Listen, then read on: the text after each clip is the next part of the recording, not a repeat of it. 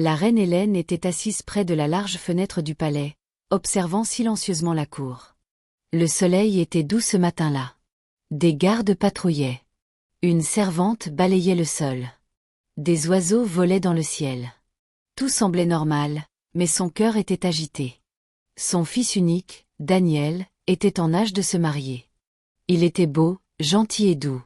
Nombreuses étaient les jeunes filles qui le désiraient, point des filles riches, des filles fières, des filles qui aimaient la couronne plus que l'homme qui la portait. La reine Hélène les observait depuis des années. Elle avait vu le sourire de certaines à la vue de la voiture de Daniel. Elle avait vu leurs yeux s'illuminer lorsqu'elles entraient dans le palais et découvraient l'or, le marbre et le sol étincelants. Leur amour n'était qu'un feu de paille, point leur cœur était superficiel. Elle se souvenait de son défunt mari, le roi. Jadis simple instituteur, il avait été élevé par Dieu. Elle l'avait aimé malgré sa pauvreté. Elle savait ce que signifiait aimer un homme pour ce qu'il était, et non pour la couronne qu'il portait. Avant de mourir, il lui avait pris la main et avait dit « Donne à Daniel une épouse au cœur pur. » Ce n'est pas une fille qui aime les titres, c'est une fille qui aime les gens. Ces mots la hantaient chaque jour. Parfois, elle se réveillait la nuit en les entendant à nouveau. Daniel aimait sa mère. Il était prêt à se marier. Mais chaque fois qu'elle lui présentait une jeune fille, il restait assis en silence et disait ensuite « Maman, il me manque quelque chose. Je ne ressens pas la paix. » La reine Hélène comprenait ce sentiment. Elle le voyait aussi. Beaucoup de ces jeunes filles étaient belles à l'extérieur, mais leur cœur était froid. Elles méprisaient les pauvres. Elles se moquaient des domestiques. Elles aimaient être au centre de l'attention. Daniel avait besoin de bien plus. Un soir, alors que le soleil se couchait et que le ciel se teintait d'orange, la reine Hélène se promenait seule dans le jardin royal. Sa robe effleurait l'herbe, point sa couronne lui paraissait lourde. Son cœur l'était encore plus. « Mon Dieu, murmura-t-elle. Je suis reine, mais je suis aussi mère. Montrez-moi ma belle-fille. Montrez-moi une fille qui aimera mon fils, et non sa couronne. Montrez-moi une fille qui aimera les gens, et non l'argent. » Une légère brise lui caressa le visage. Une pensée étrange lui traversa l'esprit. Simple, mais puissante. Est si tu veux trouver un cœur, semblait-elle lui dire, va là où les cœurs sont mis à l'épreuve. Ses yeux s'écarquillèrent lentement. Elle contempla ses mains douces. Elle contempla sa robe somptueuse. Son regard se porta sur la porte du palais, au loin. On la traitait avec respect, car elle était reine. On s'agenouillait. On s'inclinait. On souriait. Personne ne laissait transparaître sa véritable nature devant elle. Personne n'oserait insulter les faibles sous le regard d'une reine. Mais si, à leurs yeux, elle n'était pas une reine? Si elle ressemblait à une pauvre, une personne sale, une personne méprisée? Peu à peu, une idée étrange et audacieuse commença à germer dans son esprit. C'était risqué. C'était inhabituel. Ce n'était pas dans les habitudes des reines, mais cela lui semblait juste. C'était le seul moyen, semblait-il, de percer le cœur des gens. Ce soir-là, la reine Hélène s'assit à sa coiffeuse et ôta sa couronne. Elle contempla son reflet dans le miroir. Sans la couronne, elle paraissait plus vieille, plus petite, presque comme une femme ordinaire. Elle se toucha le visage et murmura « S'il me faut renoncer à mon allure royale pour trouver une véritable fille, alors je le ferai. » Ce fut le début d'un projet qui allait bouleverser bien des vies, notamment celle d'une jeune fille nommée Grèce, qui, à cet instant précis, pleurait en silence dans une petite maison loin du palais, avec une belle-mère qui la traitait comme une esclave. Le lendemain matin, la reine Hélène s'éveilla avant que le palais ne s'anime. Le ciel était encore gris. Les suivantes ne s'étaient pas encore mises en route. Les gardes à la porte bâillaient, à moitié endormis. Elle ouvrit son armoire et contempla ses nombreuses robes. Aucune ne convenait à ce qu'elle souhaitait faire. Elles étaient trop raffinées, trop impeccables, trop royales. Elle s'approcha d'un vieux coffre dans un coin de sa chambre. À l'intérieur, des vêtements d'antan, rangés à l'écart et presque oubliés. Elle chercha jusqu'à trouver une jupe délavée et un chemisier ample. Les couleurs étaient ternes. Le tissu était rêche. Elle les tint longtemps dans ses bras, respirant lentement. Elle ôta ensuite sa nuisette de soie et enfila ses vieux vêtements. Elle noua ses cheveux avec un foulard déchiré. Puis elle se dirigea vers le miroir. La femme qu'elle y reflétait n'avait rien d'une reine. Sa robe était froissée. Son foulard reposait sans ménagement sur sa tête. Son visage était nu, sans maquillage. Elle ressemblait à n'importe quelle pauvre femme fatiguée croisée dans la rue. Pour terminer, elle prit un petit sac, le remplit de sacs en nylon et de vieux gants. Elle prit un long bâton dans le jardin, du genre de ceux qu'on utilise pour ramasser les ordures. En sortant de sa chambre, son cœur battait la chamade. Elle avait l'impression de mal agir, même si elle était certaine d'avoir raison. Dans le couloir, une des servantes les plus âgées l'aperçut et s'écria presque. « Ma reine, que portez-vous » La reine Hélène sourit doucement. « Aujourd'hui, je ne suis pas une reine, dit-elle à voix basse.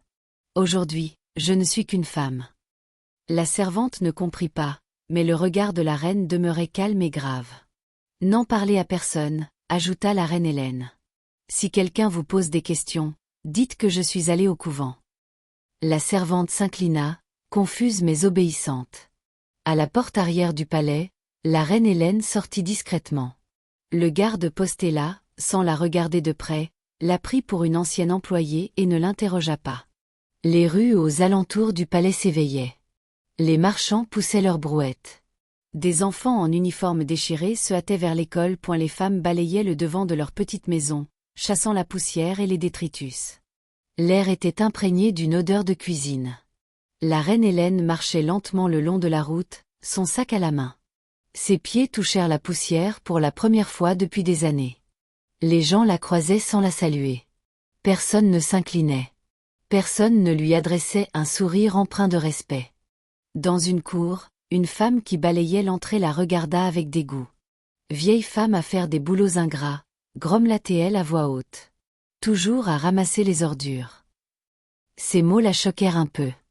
Mais la reine Hélène continua son chemin. Elle se rappela pourquoi elle était là. Elle voulait voir le vrai visage des gens. Elle voulait voir comment on traitait quelqu'un qu'on considérait comme un moins que rien. Elle atteignit le bord du marché. Là, des tas d'ordures s'amoncelaient, nourriture pourrie, plastique cassé, vieux papier. Des mouches s'y pressaient. Les gens se bouchaient le nez en passant. La reine Hélène se mit à l'œuvre. Elle se baissa, ramassa des canettes et des bouteilles, et les déposa dans son sac. Certains la dévisagèrent et secouaient la tête. Un groupe de jeunes filles passa en riant aux éclats. Leurs cheveux étaient soigneusement coiffés et leurs vêtements impeccables. L'une d'elles désigna la reine du doigt et dit « Regardez comme elle est sale. Imaginez qu'elle sente comme ça toute la journée. » Une autre ajouta « Peut-être que ses enfants l'ont abandonnée. Qui voudrait d'une telle mère ?» Elles rirent de nouveau et s'éloignèrent. Ces mots la blessèrent profondément, non pas parce qu'ils étaient vrais, mais parce qu'ils étaient empreints d'une telle insouciance. La reine Hélène ravala sa peine. Si c'étaient ces jeunes filles si bien habillées qui venaient au palais, elle savait qu'elle ne pourrait jamais être l'épouse de Daniel. Elle continua d'errer de rue en rue, de coin de rue en coin, observant et écoutant, attendant en silence un autre cœur. Une voix douce, une main tendre. Un peu plus loin, après le marché, dans une petite cour aux murs fissurés et au portail rouillé, une fillette nommée Grace balayait déjà le sol, son corps frêle agité par la fatigue et la peur. Grace s'était réveillée avant même que les premières lueurs du jour n'atteignent la fenêtre. Elle n'avait pas besoin de réveil. La voix de sa belle-mère était plus forte que n'importe quelle horloge. Grace, tu dors encore? Tu veux que je te verse de l'eau dessus? Grace se leva d'un bond de son mince matelas posé à même le sol. Elle avait mal partout. Ses yeux étaient lourds, mais elle se dépêcha. Elle noua un vieux foulard sur sa tête et se précipita au salon. Sa belle-mère, Madame Rose, était assise sur le canapé, les jambes croisées, les yeux rivés sur son téléphone. Les deux jeunes demi-sœurs de Grace dormaient encore dans leur chambre, dans un vrai lit. « Bonjour, maman, » dit Grace doucement. Madame Rose ne répondit pas. Elle désigna simplement une longue liste sur la table basse. Balayer la cour, faire la vaisselle, aller chercher de l'eau, laver mon linge, repasser les uniformes des filles, et surtout, ne te laisse pas surprendre à te reposer. Oui, maman, répondit Grace à voix basse. Elle prit le balai et sortit. Le sol de la cour était accidenté et poussiéreux. Des feuilles mortes et des morceaux de papier jonchaient le sol. Elle commença à balayer lentement, entassant la terre en petits tas. Ses mains s'activaient, mais son esprit était ailleurs. Parfois, Elle repensait à son père, aujourd'hui disparu, qu'il appelait affectueusement « mon petit rayon de soleil ». Il avait épousé Rose après la mort de la mère de Gress, espérant ainsi offrir une nouvelle famille à sa fille. Mais après sa mort soudaine, tout a basculé. Madame Rose s'est installée dans la maison. Elle a enfermé la chambre de Gress et l'a transférée dans la petite épicerie. Elle a vendu la plupart des affaires du père de Gress. Elle a dit aux voisins que Gress était simplement une parente de passage. À l'intérieur, Gress était devenue une servante. Tandis qu'elle balayait, elle entendait des rires venant de l'intérieur. Ses demi-sœurs étaient maintenant réveillées. Elles sortirent, élégamment vêtues, leur téléphone à la main. « Gress, dépêche-toi » cria l'une d'elles. « Tu vas nous faire arriver en retard à l'école. » L'autre fronça le nez. « Regarde comme tu transpires. On dirait une vraie esclave. » Elles rirent et passèrent devant elle sans lui proposer leur aide. Gress continuait de balayer, retenant ses larmes. Elle était habituée à ces mots, mais ils la blessaient toujours. Elle voulait aller à l'école. Elle voulait lire des livres. Elle voulait être traitée comme un être humain, et non comme un déchet. Malgré tout, elle lui parla gentiment. « Vos uniformes sont repassés et sur vos lits, » dit-elle doucement. « Je vais vous préparer votre déjeuner. » Ils ne dirent même pas merci. À bout d'un moment, Gress termina de balayer la cour et poussa le petit tas d'ordures vers l'étroit coin à l'extérieur du portail, là où passaient habituellement les éboueurs du quartier. Elle se baissa et noua soigneusement le sac en nylon pour éviter qu'il ne se renverse. Ses doigts étaient poussiéreux. Elle avait mal au dos, mais elle travaillait avec précaution. Elle n'aimait pas voir de la saleté éparpillée sur la route. En se redressant, elle remarqua une vieille femme qui marchait lentement dans la rue, un sac rempli d'ordures et une longue canne à la main. Ses vêtements étaient délavés. Son foulard était vieux. Elle paraissait fatiguée, mais son regard était doux. Gress vit des enfants jeter une peau de banane sur la route, juste devant elle. Elle se baissa pour la ramasser sans se plaindre. Un homme, dans une boutique voisine, éclata de rire et dit « Laisse tomber, maman. C'est ton travail, Abby. Ramasseuse d'ordures. » La femme sourit humblement sans répondre. Elle ramassa l'épluchure et la déposa dans son sac. Gress fut touchée au plus profond d'elle-même. Elle perçut la dignité tranquille de la femme, même dans la saleté. Elle vit le regard des autres, comme si elle ne valait rien. Sans trop réfléchir, Gress prit le sac en nylon qu'elle avait noué et le porta vers la vieille femme. « Bonjour, maman, » dit-elle doucement. « Je vous en prie, j'ai mis les ordures ici pour vous faciliter la tâche. Laissez-moi vous aider à bien le fermer. » La vieille femme leva les yeux, surprise par la douceur de la voix, et pour la première fois, la reine et Gress se retrouvèrent face à face.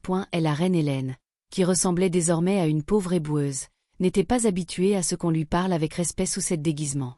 Toute la matinée, on lui avait crié dessus, on s'était moqué d'elle ou on l'avait ignorée comme si elle n'existait pas.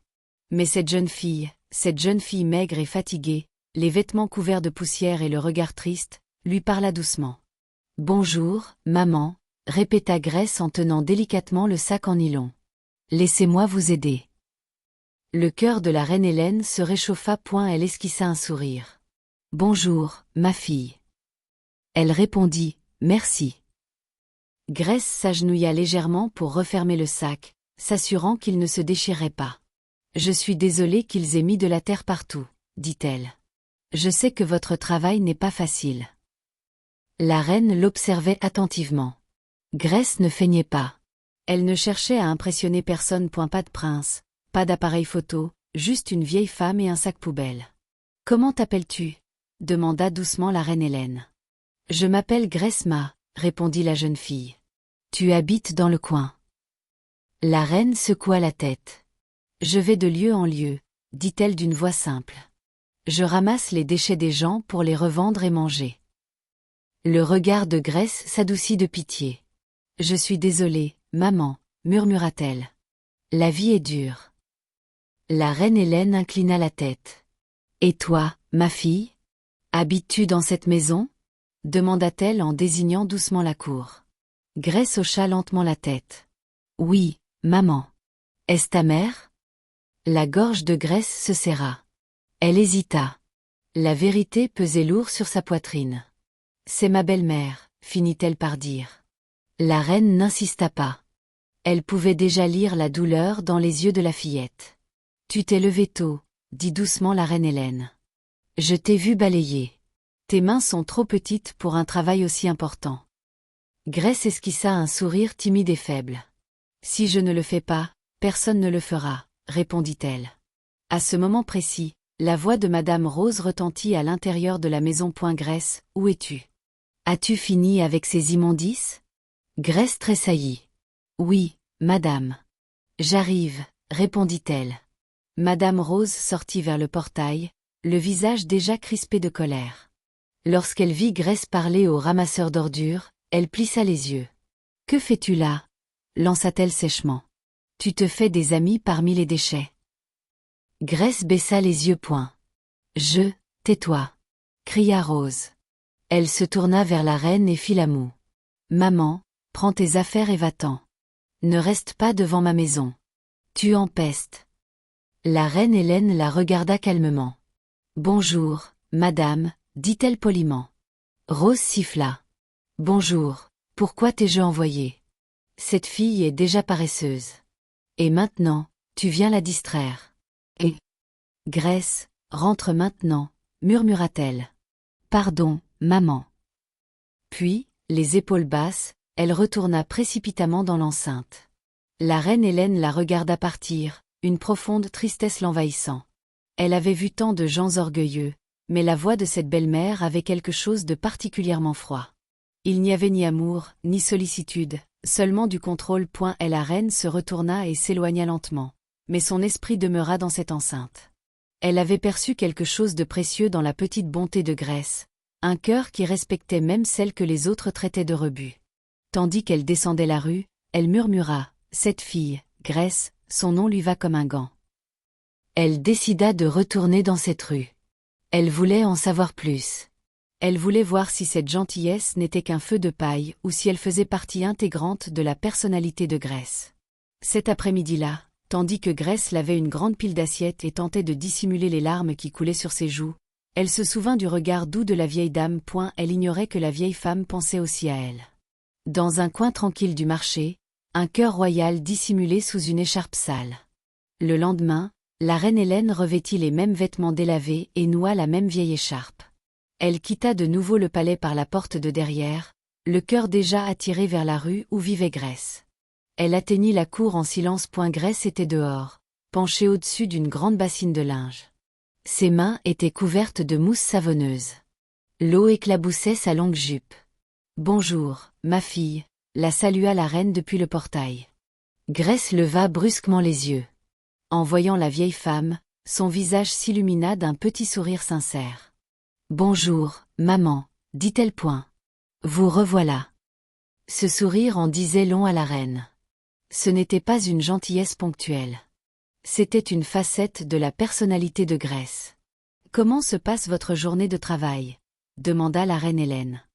Grace laissa échapper un petit rire fatigué. « Il y a beaucoup de travail, » répondit-elle. « Mais Dieu me viendra en aide. » Avant qu'elle n'ait pu poursuivre la conversation, Madame Rose sortit de nouveau, une tasse de thé à la main.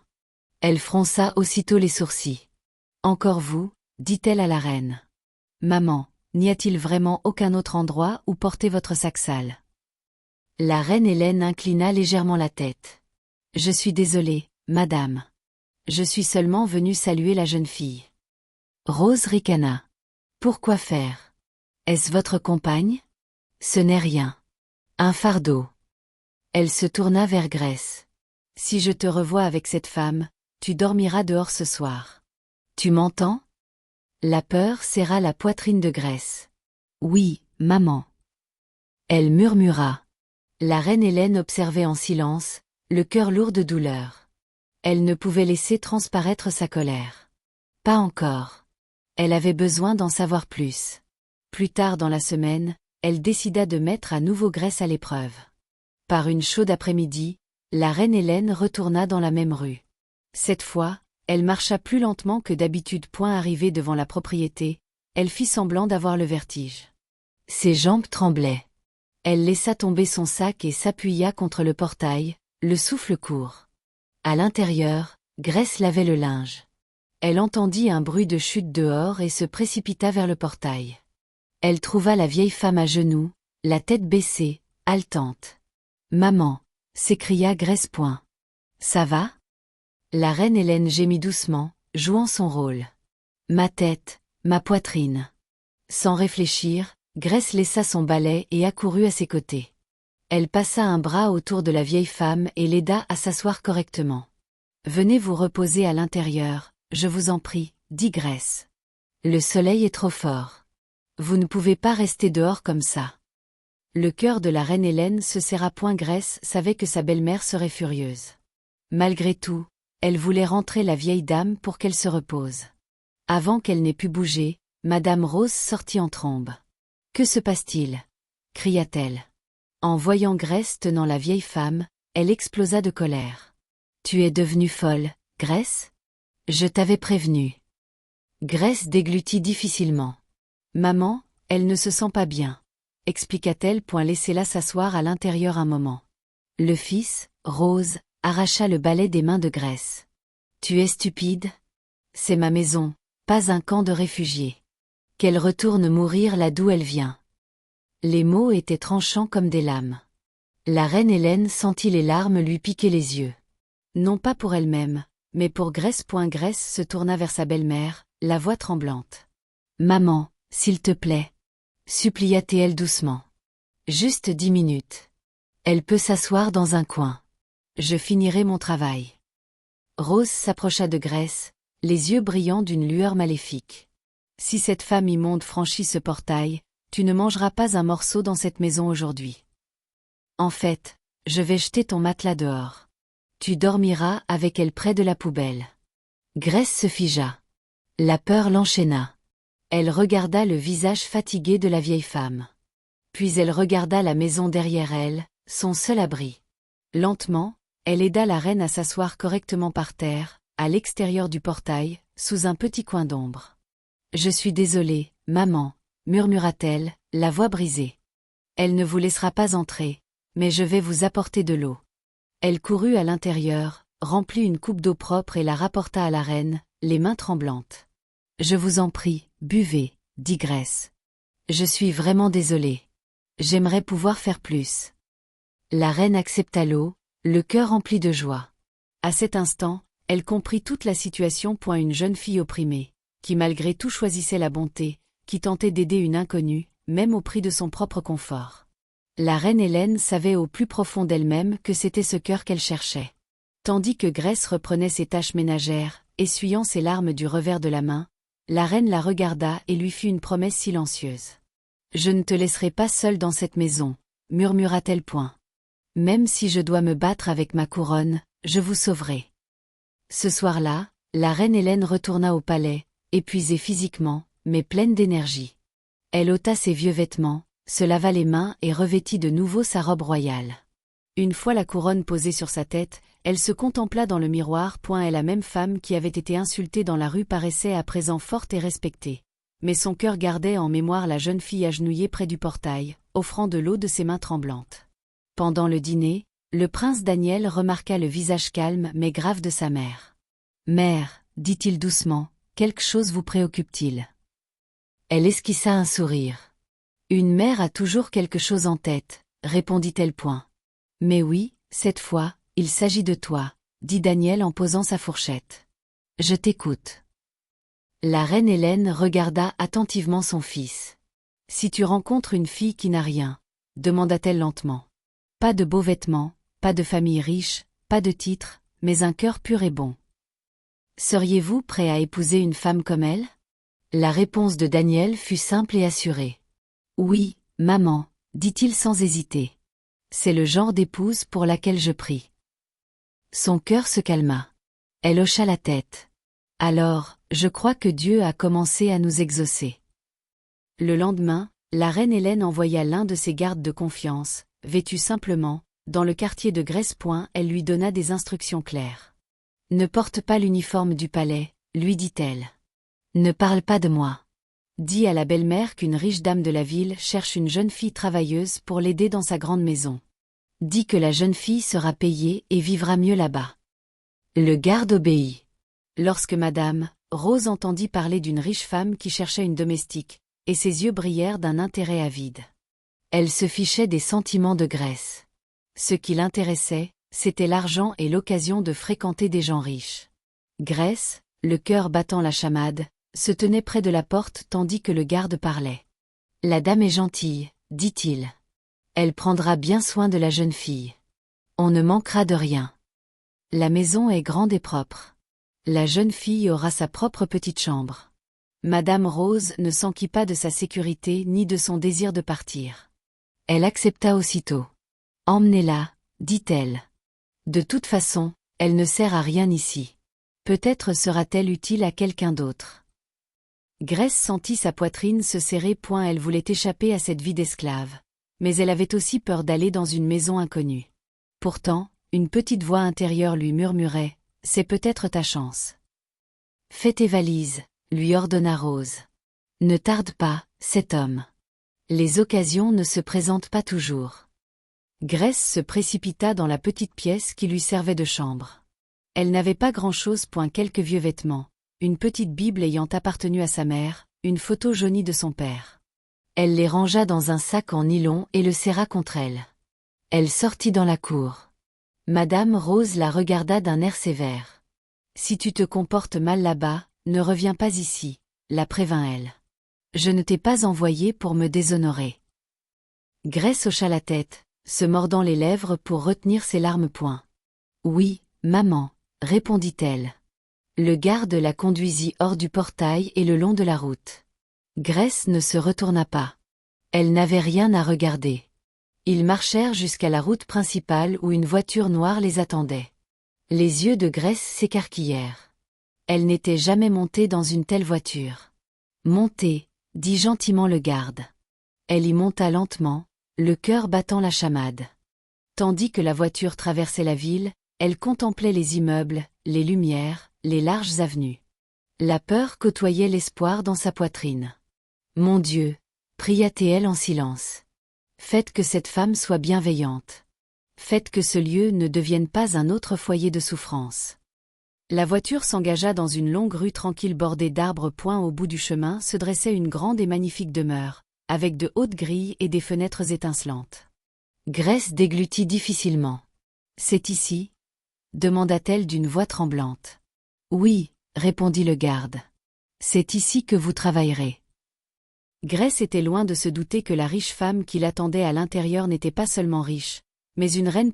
La porte du palais s'ouvrit lentement et la voiture entra. Grace serra son petit sac en nylon contre sa poitrine, les yeux écarquillés. Le domaine était vaste et impeccable. Des fleurs bordaient l'allée. Les murs scintillaient sous le soleil de fin d'après-midi. Elle n'avait jamais vu une telle beauté d'aussi près. La voiture s'arrêta près de l'entrée principale.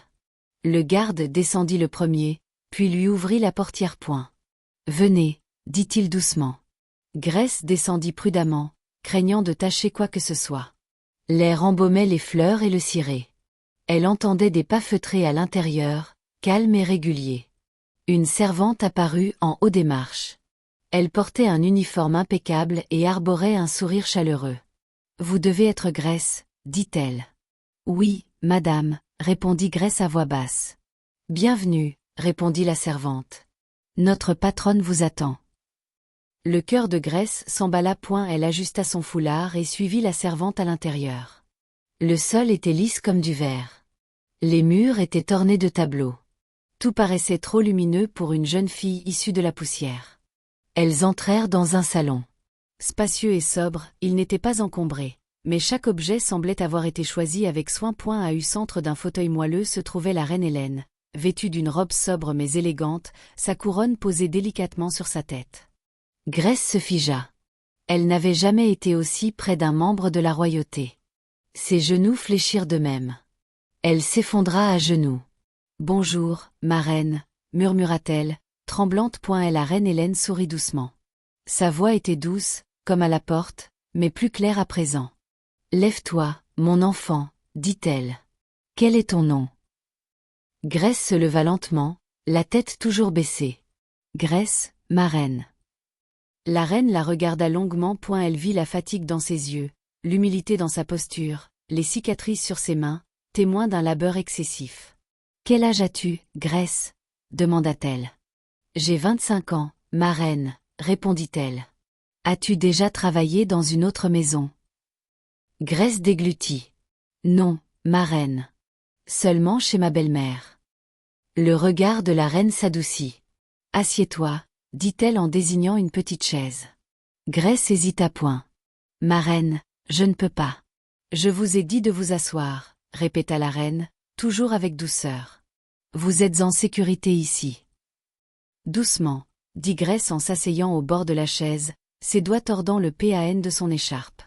La reine Hélène se pencha en avant. « J'ai entendu dire que vous êtes travailleuse, » dit-elle. « Je sais aussi que la vie n'a pas été tendre avec vous. » Les yeux de Grèce s'emplirent rapidement de larmes, malgré ses efforts pour les retenir point. « Je ferai de mon mieux, ma reine, » murmura-t-elle. La reine acquiesça. « Dans cette maison, » dit-elle lentement. « Vous travaillerez, certes, mais vous vous reposerez aussi. Vous mangerez bien. Vous aurez votre propre chambre. » Elle marqua une pause, plongeant son regard dans celui de Grèce. « Vous serez traité comme un être humain. » Ces mots pénétrèrent le cœur de Grèce comme une douce lumière. Ses lèvres tremblaient. « Merci, ma reine, » parvint-elle à dire.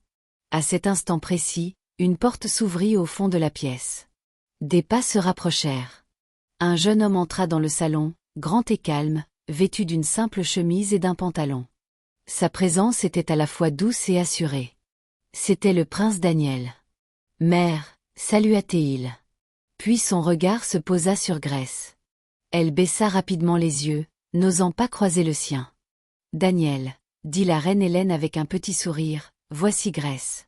Elle restera avec nous à partir d'aujourd'hui. » Daniel observa la jeune fille en silence.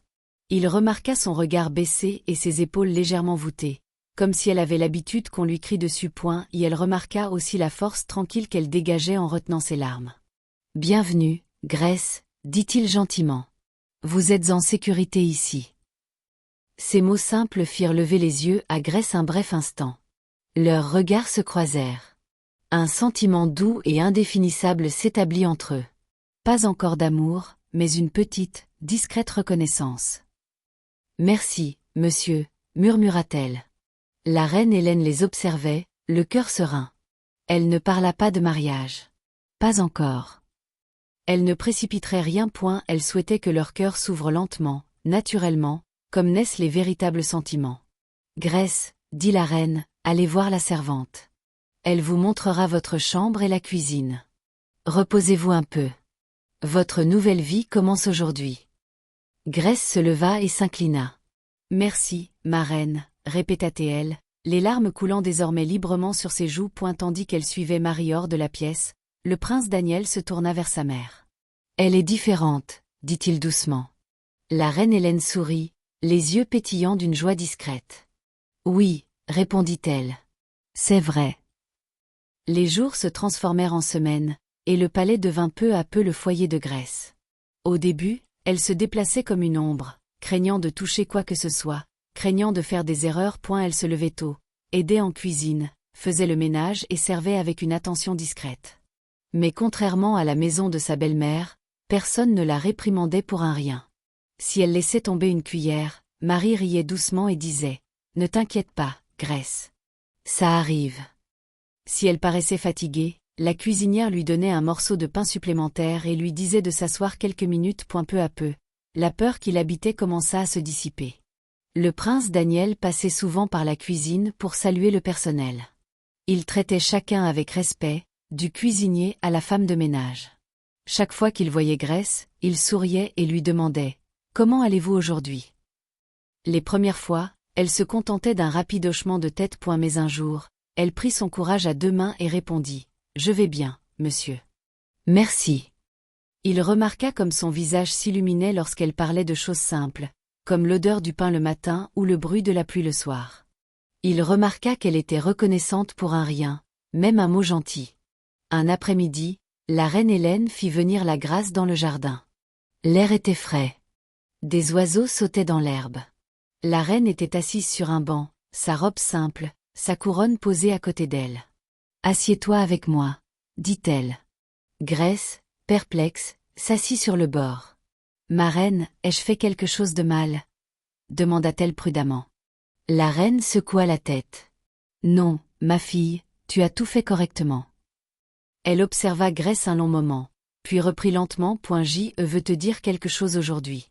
Mais avant cela, réponds-moi honnêtement. Es-tu heureuse ici? Grèce hocha rapidement la tête, les larmes déjà aux yeux. Oui, ma reine, dit-elle. C'est le premier endroit de ma vie où je ne suis pas traitée comme une malédiction. Le cœur de la reine se serra. Ta belle-mère t'a-t-elle traité de malédiction? Grèce baissa les yeux. Souvent, murmura-t-elle. Elle dit, ma mère m'a porté malheur. Elle dit, mon père a gâché sa vie à m'aimer. La reine Hélène tendit la main et prit doucement celle de Grèce. Écoute-moi, dit-elle fermement. Tu n'es pas une malédiction. Tu n'es pas un fardeau. Tu es une bénédiction que Dieu a cachée dans un lieu difficile. Les larmes de Grèce coulèrent à flots. Merci, ma reine, sanglota et la reine attendit que ses larmes se calment, puis prit une profonde inspiration. Grèce, commença-t-elle. Te souviens-tu de la vieille éboueuse que tu aidais à ta porte? Grèce se figea. Son cœur fit un bond. Oui, ma reine, répondit-elle lentement. Elle était si gentille. Je pense encore à elle. La reine Hélène sourit doucement. Regarde-moi. Eh bien, dit-elle. Grèce leva les yeux, perplexe. Le visage de la reine, sans son maquillage chargé, avait les mêmes traits, les mêmes yeux, la même bouche douce que la vieille femme qu'elle avait aperçue dans la rue. La vérité la frappa de plein fouet. Ses yeux s'écarquillèrent. Ma reine, murmura-t-elle, sous le choc. Vous, oui, répondit doucement la reine Hélène. J'étais éboueuse. Grèce porta ses mains à sa bouche, tremblante de tout son corps. Elle se leva, puis s'agenouilla devant la reine. Ma reine, je ne savais pas. La reine lui toucha légèrement l'épaule. Lève-toi, ma fille, dit-elle. Tu ne m'as pas bien traitée parce que tu savais que j'étais reine. Tu m'as bien traitée parce que ton cœur est bon. Grèce se releva, tremblante. Je suis venue dans la rue déguisée, poursuivit la reine. Parce que je voulais voir le vrai cœur des gens. Le cœur de ta belle-mère était rempli d'orgueil. Mais toi, malgré la peur, malgré la faim, tu as choisi la bonté. Les larmes de Grèce ne cessaient de couler. Je n'ai fait que ce que je pensais être juste, murmura-t-elle. Et c'est pour cela que tu es ici, dit la reine. À ce moment précis, le prince Daniel entra dans le jardin, appelé par sa mère un peu plus thé. Et elle s'arrêta en voyant le visage mouillé de Grèce et l'expression grave de la reine. Mère? Demanda-t-il. Daniel? Répondit doucement la reine Hélène. C'est la jeune fille dont je vous ai parlé. Celle qui m'a témoigné une véritable bonté alors que le monde ne voyait en elle que des ordures. Je l'ai amenée ici non pas comme simple employée, mais comme une personne dont je suis convaincue qu'elle peut vous soutenir. Le cœur de Daniel s'emballa. Il regarda Grèce attentivement. Et elle vit le choc, l'humilité, la profondeur du cœur que la douleur n'avait pas détruit. Il s'approcha, la voix douce. Grèce, dit-il, je ne te connais pas encore pleinement, mais je vois ton cœur, et je fais confiance au regard de ma mère. Grèce eut le souffle coupé. Mon prince. La reine Hélène sourit à travers ses larmes. Je ne vous force à rien, ni à l'un ni à l'autre, dit-elle. L'amour doit grandir de lui-même, mais je veux que tu saches, Grèce, que dans ce palais, tu es plus qu'une servante. Tu es la réponse à ma prière. Le vent soufflait doucement dans le jardin, emportant la poussière de l'ancienne vie de Grèce. Au loin, dans une petite cour, Madame Rose ignorait que la jeune fille qu'elle avait autrefois considérée comme une moins que rien se tenait dans les jardins du palais, recevant la bénédiction d'une reine. Le matin s'annonçait lentement, comme s'il pressentait l'importance de ce jour. Le palais n'était pas silencieux ce jour-là. Des tambours résonnaient doucement au loin. Des voix circulaient dans l'enceinte. On arrangeait des fleurs. On essuyait les chaises sans cesse, même lorsqu'elles étaient déjà propres. Dans sa chambre, Grèce était assise devant un grand miroir, mais elle se reconnaissait à peine. Ses cheveux étaient soigneusement coiffés, ornés de minuscules perles scintillantes. Sa robe, simple mais royale, d'une pureté immaculée, blanche en corsage et dorée en bas, flottait autour d'elle comme une eau calme. Ses mains tremblaient légèrement tandis que la servante ajustait son voile. « Tu es magnifique », murmura Marie en souriant. Grace tenta de lui rendre son sourire, mais ses yeux étaient déjà humides. « Est-ce vraiment moi ?» demanda-t-elle à voix basse. Marie rit doucement. Oui, c'est bien la même Grace qui lavait la vaisselle les larmes aux yeux. Mais maintenant, Dieu a essuyé ses larmes. Grace se regarda de nouveau. Son corps ne portait plus aucune blessure, mais son cœur se souvenait. Elle se souvenait de la petite boutique où elle avait dormi. Elle se souvenait de la voix de sa belle-mère qui la traitait de malédiction. Elle se souvenait d'avoir attaché des ordures devant la maison, juste pour être gentille avec une vieille femme. Et maintenant, cette même vieille femme était devenue sa mère adoptive. On frappa doucement à la porte. Et la reine Hélène entra, vêtue de douces robes aux couleurs royales, sans sa couronne complète, mais avec une joie calme et profonde dans les yeux. Lorsqu'elle aperçut Grace, elle s'arrêta. Ses yeux s'illuminèrent aussitôt. « Ma fille, » dit-elle doucement. « Tu sembles être une réponse. » Grace se leva d'un bond, serrant sa robe contre elle. « Mère, » murmura-t-elle. « Merci de m'avoir remarqué quand personne ne me remarquait. » La reine s'approcha et prit doucement ses mains. « Je ne vous ai pas vu en premier, » dit-elle. « C'est Dieu qui l'a vu. Je l'ai seulement suivi. » Toutes deux rirent doucement à travers leurs larmes. Du fond du palais, un cor retentit. L'heure était venue. Ce jour n'était pas seulement un mariage. C'était aussi le couronnement d'un nouveau roi. L'ancien roi avait disparu. Le trône ne pouvait rester vacant. Les anciens avaient choisi ce jour avec soin. Ce même jour, Daniel monterait sur le trône et prendrait épouse. Le royaume aspirait à voir son roi et sa reine unis. Dans la grande salle, les invités étaient déjà assis. Les anciens portaient leurs longues robes. Les invités de marque occupaient les chaises. L'air embaumait le parfum et les fleurs. Un tapis rouge menait directement à l'avant-scène où un trône doré, d'une grande simplicité, côtoyait un autre, légèrement plus petit. Le prince Daniel se tenait près de l'autel, vêtu d'habits royaux. Mais son visage était toujours aussi bienveillant que celui que Grace avait aperçu pour la première fois dans le salon. Son cœur battait la chamade. Il allait devenir roi. Mais surtout, il allait épouser la jeune fille dont les larmes avaient ému sa mère. Le tambour ralentit. Le silence se fit dans la salle. Les portes du fond s'ouvrirent. Grace entra. Elle avançait lentement, un pas après l'autre. Ses yeux étaient doux et brillants. Elle ne regardait pas la foule. Elle gardait les yeux rivés sur Daniel, qui souriait déjà, incapable de le dissimuler. Chaque pas l'éloignait un peu plus de sa vie d'esclave. Chaque pas disait en silence, « J'ai survécu. Je ne suis pas morte là-bas. » La reine Hélène la regardait, le cœur rempli de tendresse. Elle se souvenait de Grace agenouillée près de la porte, un sac de plastique rempli d'ordures à la main. Elle se souvenait de la peur dans ses yeux quand sa belle-mère avait crié. Elle se souvenait du verre d'eau que Grace lui avait offert, ignorant qu'elle était reine. À présent, tout le monde le savait. Le prêtre parla doucement, bénissant l'union. Daniel et Grace se prirent la main. « Daniel, acceptez-vous Grace comme épouse ? Pour la soutenir, la protéger et l'aimer tous les jours de votre vie ?» La voix de Daniel était ferme. « Oui. » « Grace, acceptez-vous Daniel comme époux ? De le soutenir, de le respecter et de cheminer à ses côtés comme roi et comme homme, tous les jours de votre vie ? » Grace déglutit, la voix tremblante mais claire. « Oui. » Ils échangèrent leurs alliances. L'assemblée applaudit doucement. Puis le prêtre s'écarta et le grand ancien s'avança avec un petit plateau recouvert. La couronne royale y était déposée. Daniel s'agenouilla. L'ancien souleva la couronne et la posa délicatement sur sa tête. « Je vous présente, dit-il, notre nouveau roi. » La salle exulta de joie. Les tambours battirent plus fort. Les voix s'élevèrent. Puis la couronne de la reine fut apportée. La main de Grace trembla de nouveau. La reine Hélène s'approcha et prit elle-même la couronne. Sa voix était douce mais forte. « On vous traitait autrefois de personne insignifiante, » dit-elle à voix basse.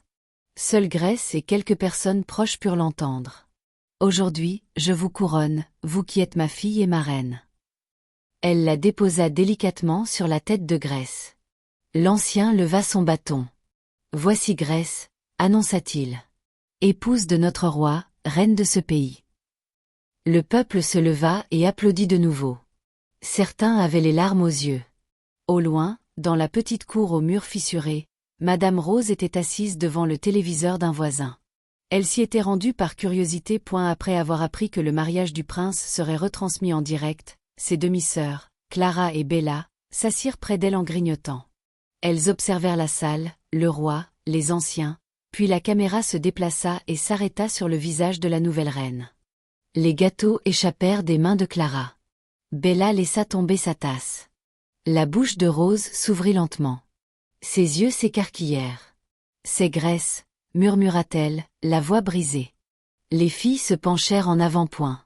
« Impossible », dit Clara aussitôt. « Elle lui ressemble tellement. » Mais c'était bien elle. La même Grâce qu'ils traitaient d'esclave. La même Grâce qu'ils avaient renvoyée sans un sou de provision. La même Grâce qu'ils disaient ne rien valoir. À présent, elle marchait aux côtés d'un roi. À présent, on se levait à son passage. La jalousie, brûlante et amère, monta en Rose. Elle nous a dupés, s'exclama-t-elle soudainement, la colère masquant son choc. Elle a dû tout manigancer. Elle est allée là-bas pour trouver des gens riches. Pauvre fille. Mais sa voix tremblait. Il y avait de la peur et quelque chose de plus profond. Un regret qu'elle refusait de nommer. Les yeux de Clara brûlaient. Alors elle est maintenant au-dessus de nous. Elle dit, notre propre domestique est maintenant une reine. Bella sentit sa poitrine se serrer. Ses yeux étaient vitreux. Elle balayait devant cette maison, murmura-t-elle. Sur l'écran, Grèce souriait doucement, tenant la main de Daniels tandis qu'elle faisait un signe de la main. Elle ignorait qui les regardait. Elle ignorait ce que ressentait sa belle-mère. Elle savait seulement que la douleur ne l'avait pas tuée. Dès le retour dans la salle, tandis que les tambours résonnaient et que la foule acclamait, Daniel se pencha vers sa nouvelle épouse et murmura « Ça va ?» Grèce hocha lentement la tête, les yeux embués. « Oui, dit-elle. Je vais très bien. » La reine Hélène se tenait un peu en retrait, le cœur enfin apaisé. Elle avait tenu sa promesse à son défunt mari. Elle avait trouvé une épouse au cœur pur. Une reine avait jadis feint d'être une éboueuse. Une esclave avait jadis noué un bas de nylon à la porte. À présent, tous deux se tenaient sous la même lumière. Mère, fils, fille, roi, reine, et quelque part au loin. La jalousie et la colère brûlaient dans une petite maison poussiéreuse. Au palais, Grèce et Destiny, assis en silence sur un trône, refusaient de s'incliner à nouveau devant le passé.